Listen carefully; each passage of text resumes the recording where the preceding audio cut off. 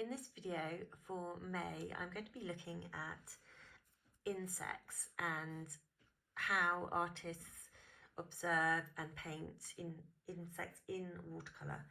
So the artist I've chosen to look at is someone called Val Littlewood, and her work is shown in this book here, Drawing and Painting Insects. So she very much looks at the environment in which the bees are living, and she's dedicated to showing her subject matter as faithfully sort of true to life as possible. So when you look at her drawings, they are often actually observed from life, so she actually goes and sees them in their natural environments. But her finished watercolour studies are quite detailed, or very detailed, and rendered in a way which is realistic. Now, I'm not going to do my painting quite as hyper realistic as this. I'm going to work in a looser way, but it's definitely worth looking up this artist and to see how she paints bees and how she really observes them in their natural environment. She usually has a very sort of simple sketch in pencil as well of the foliage as well as the actual bee. So what I want to talk about is drawing of the bee first. So I would definitely sketch out your study first and to think about placement on the page. So I've pre-drawn these, and I'm going to be working with these watercolour here, which are Japanese, and the reason I've chosen these is because of the brightness of the palette and the range of colours that you get. So it's a really nice idea to go through your colours and actually paint them all out and label them so that you know what, when you're choosing a colour, what it's going to look like on the paper. So the first thing to do is you're drawing out of your subject matter, and to remember that pencil marks can sometimes come through. So once you've drawn out, you might want to very gently go over your pencil mark softly so that you have less pencil showing when you start your painting. So what I'm going to do with this painting is work wet on dry. So I'm not going to wet the paper first, and I'm going to keep the paint quite loose in a similar style to these ones here, rather than painting every single part of the butterfly, of the bumblebee in exact precise detail. So the first colour that I'm going to use is a lemon yellow, and I'm going to place that down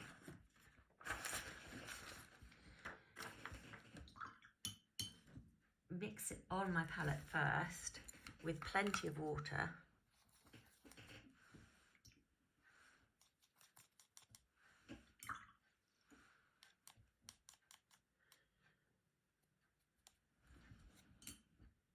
And for my first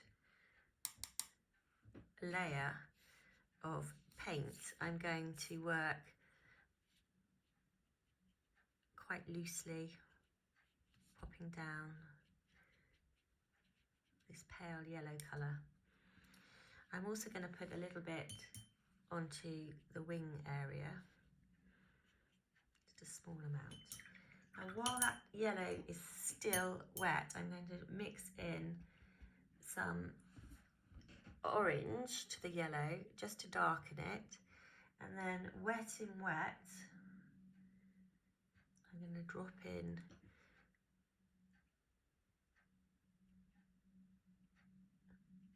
again, trying to cover some of these pencil marks, because you don't really want to see these when you finish your painting.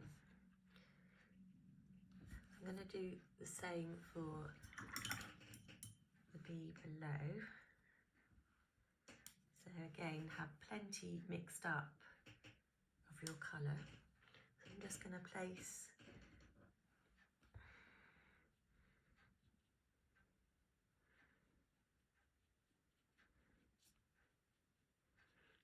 yellow down.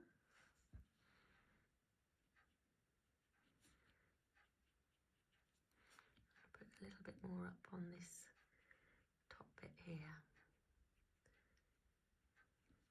And then straight away drop in the yellow, lemon yellow mixed with a small amount of orange.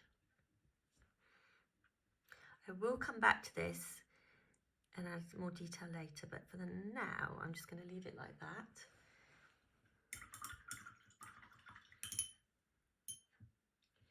So for the darker areas of the bumblebee, what I'm going to do is mix some black with some dark brown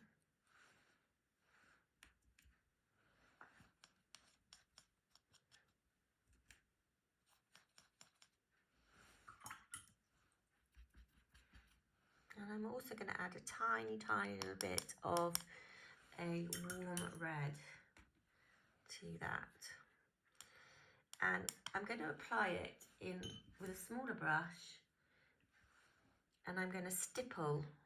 So I'm going to just work in by dabbing, and what will happen is the two colours will merge on the edges where the two colours meet, and I'm fine with that. I'm just going to make that a bit stronger, a bit darker. Remember that you can always go darker, but you can't easily go lighter. So when you're lifting out,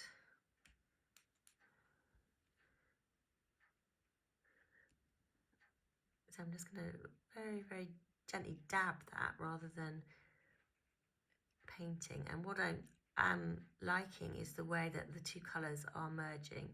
So that is fine. If you want to work in a more precise way, then you will need to let the yellow dry totally before you come in with the black.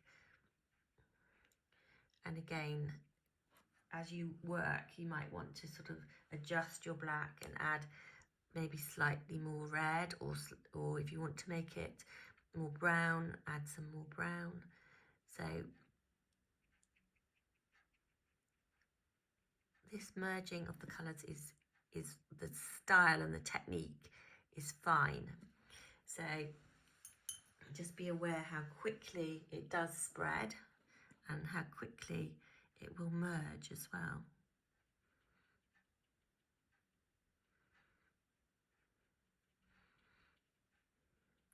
You'll probably find yourself doing several of these just to get used to the technique.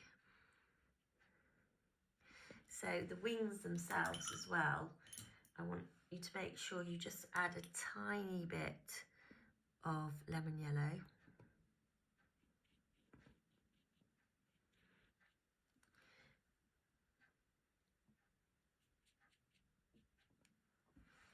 The legs, I'm going to make them slightly paler, so they're not going to be quite as black, they're more brown. So I'm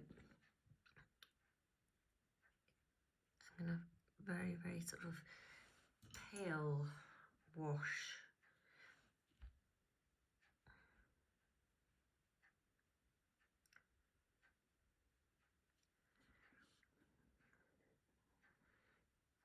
And the antennae as well, very pale.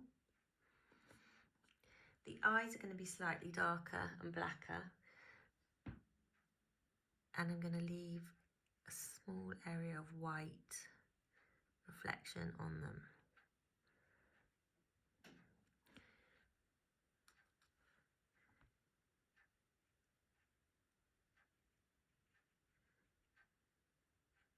A brush that is really useful is a rigger brush when you want to show more hairs. So if you have a longer brush, use that just to flick out and get those finer sort of spiky elements to the fur.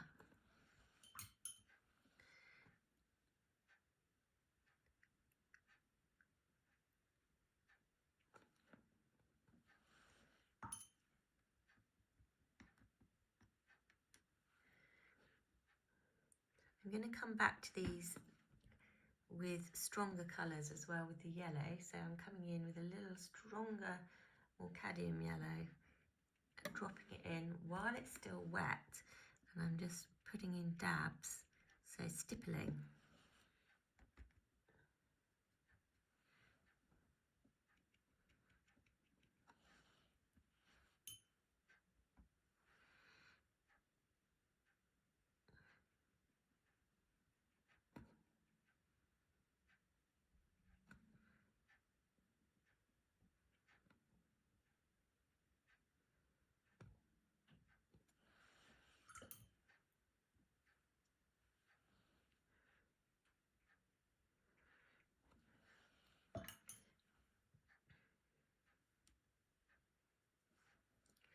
I'm also going to use this rigger brush for the legs as well, because I get a nice fine strokes.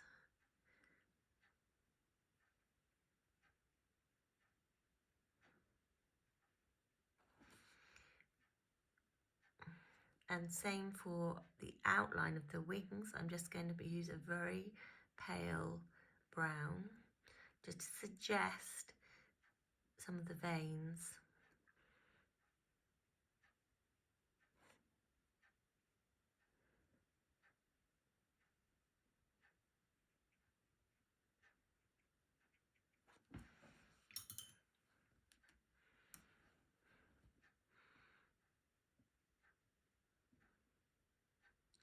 The antennae as well need to be very fine, so you sort of barely will see them.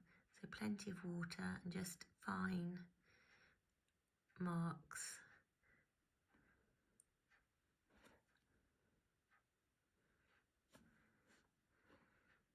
Now any background I would put in using pencil.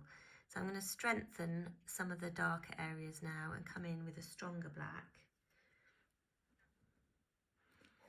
And again, use the fine rigger brush just to get those hairs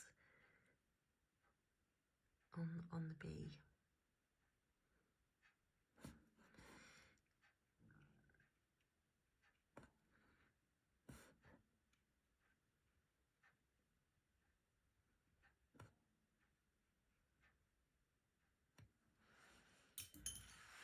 So you can maybe bring in some slightly lighter browns, say some burnt sienna, into your black.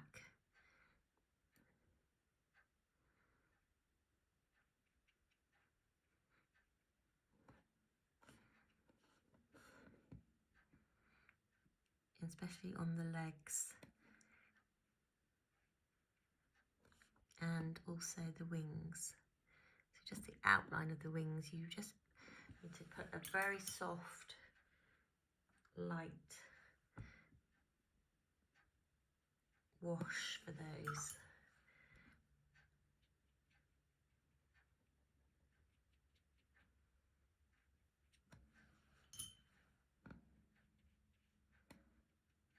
So the transparency of the wings is something you really want to keep. So very little paint and very little colour is needed on that at all.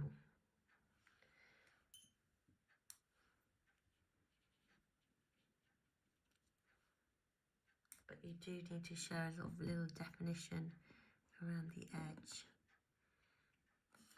So these can be built up gradually. You probably will be best working in layers and letting your paint dry at some point, and then you can come back into them and just put in some slightly darker stippling or veins on the wings. And as I said, your drawing can be made in pencil, or you might even want to use a fine liner pen just to suggest some foliage.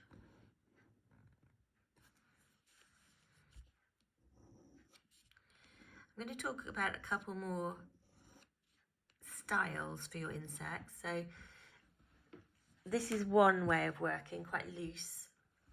Another way that you might want to, if you, depending on what your subject matter is, for instance, if you're painting a butterfly, you might want to work in a much, again, very loose way, so that you are letting the paint spread and working in that sort of way. Or you might want to be a lot more exact with your painting. So I would suggest you think about composition. So, for instance, with this one here, having a row of butterflies works really nicely. So maybe going from small to larger. And that's another different, a ladybug. We'll say we've got this artist here called Lucy Arnold, who just paints butterfly wings. So that's another interesting way of looking at the subject matter, rather than doing the whole of the butterfly. But when you do, if you do butterflies, think about the symmetrical nature of the wings, and the patterns usually are quite symmetrical. So by drawing out your insect, your butterfly first, and thinking about the shapes of the wings, it's really important to do that before you start painting. If you are going to just go in and paint, then you're going to be working in a less exact manner, and I will show you a couple of examples.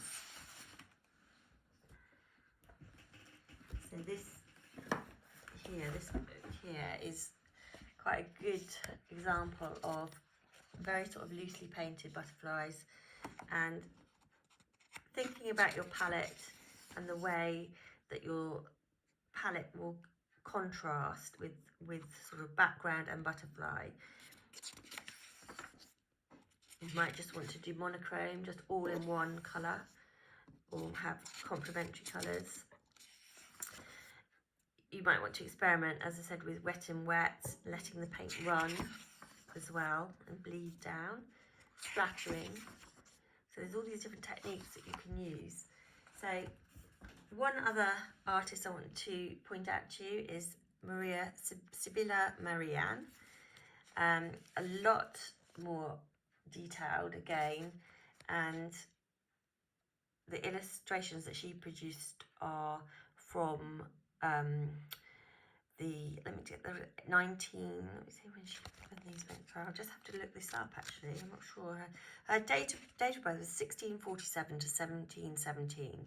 So she began to collect caterpillars when she was 13, and in 1699 she was basically a famous naturalist artist, and she went with her younger daughter to the jungles of South Africa. So most of her drawings are made from her visits in South Africa. So the actual quality of her work is stunning when you look at it, but it's really important to note compositionally how carefully things are laid out, and how the actual foliage plays a big part in the composition. So it might be that you include in your pieces more than one insect, different types, foliage, and I really hope you get to look in your garden and photograph from life and draw from life as well. So I'm looking forward to see what you do, and I'm happy to give you feedback. So just share them on WhatsApp, or share them with me via your email. So best of luck, and take care everyone. Okay, bye bye.